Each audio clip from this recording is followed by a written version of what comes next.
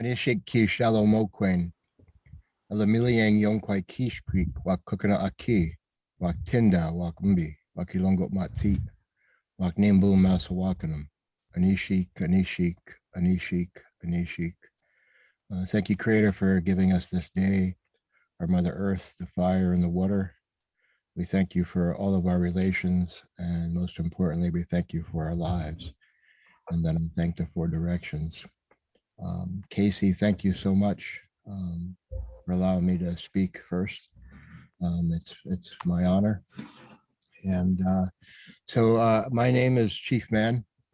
I'm the Turtle Clan chief of the Ramapough Muncie speaking people who stayed here in our homelands in southern New York and northern New Jersey.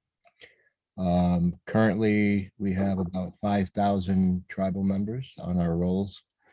The Turtle Clan is kind of unique in that for the last 56 years, our people have lived in a Superfund site.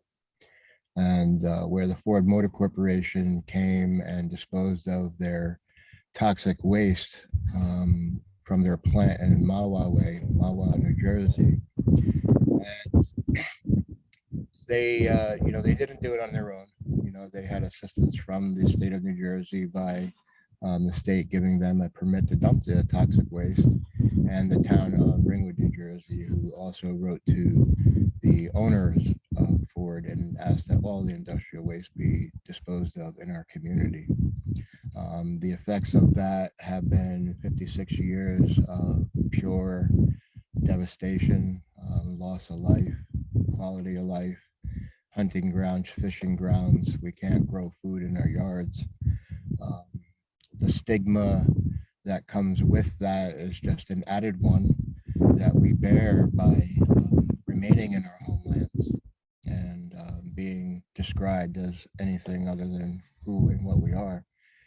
Um, and so because of this, it has led me to partner with universities such as NYU Environmental Medicine, with Dr. Zelikoff, with Ramapough College, with Dr. Chuck Stead, and Professor Elderstein, who is known around the world. It has led me to Rutgers in New Brunswick, New Brunswick, with Dr. Anita Bakshi from the Landscape Architectural Design.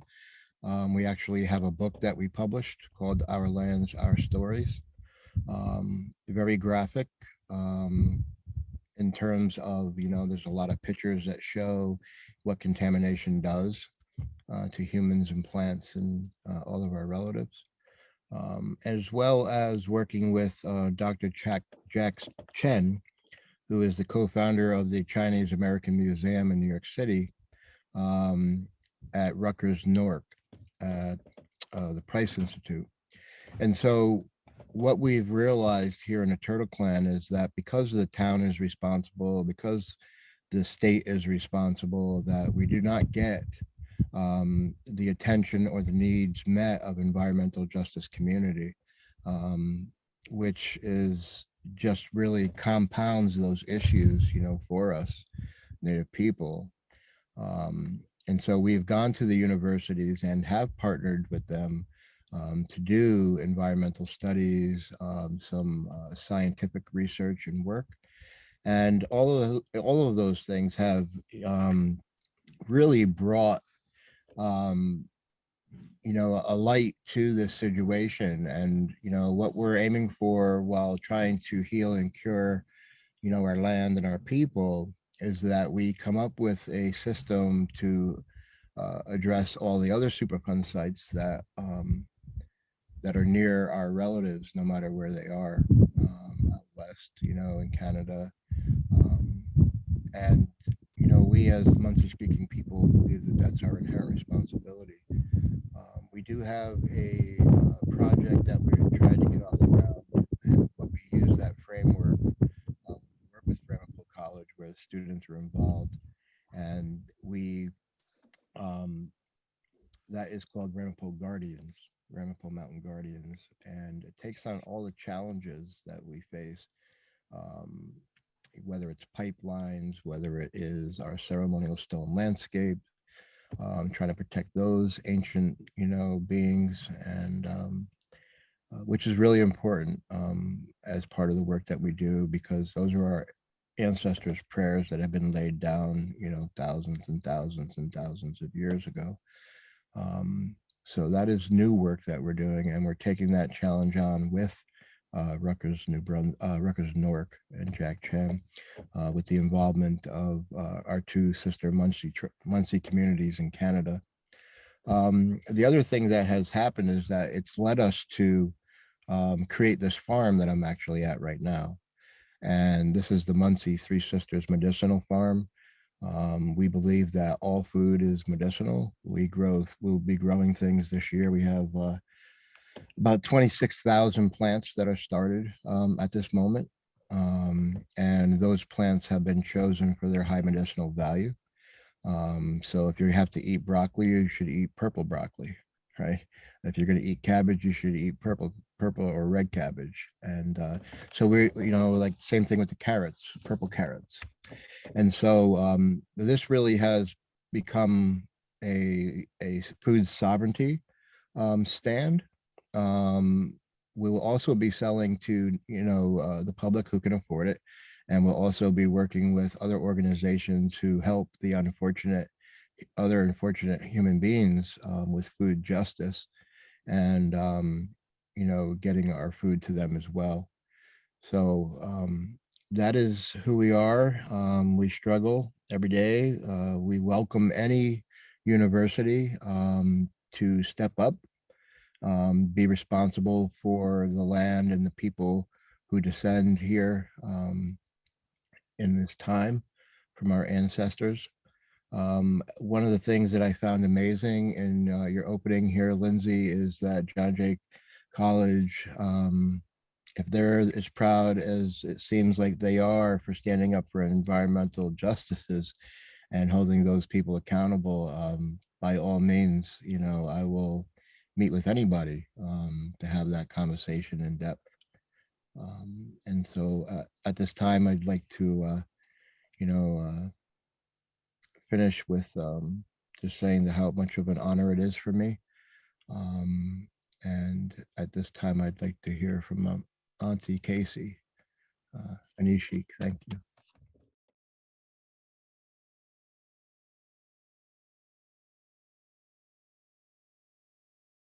So Michaeline and my wife and I actually created a nonprofit called Ramapough Culture and Land Foundation. Ramapough Culture and Land Foundation, we created it because of the environmental issues that we face, but also, for restorative cultural things of that nature. So Ramapough Culture and Land Foundation is Ramapough, RAMAPOUGH.org. And, you can follow along on there. You could email us. It's something that, we're building a very large coalition of conservancies, like the Nature Conservancy, Ridge and Valley Conservancy, Ramapough Conservancy, and what we're doing is we're taking that back. And as you heard Auntie Casey say earlier, we need to enact laws that that have teeth and that others have to follow. And Craig, I really appreciated your slides, and I'm hoping that a few of those are available. I'm also a member of a coalition for New Jersey Thrives.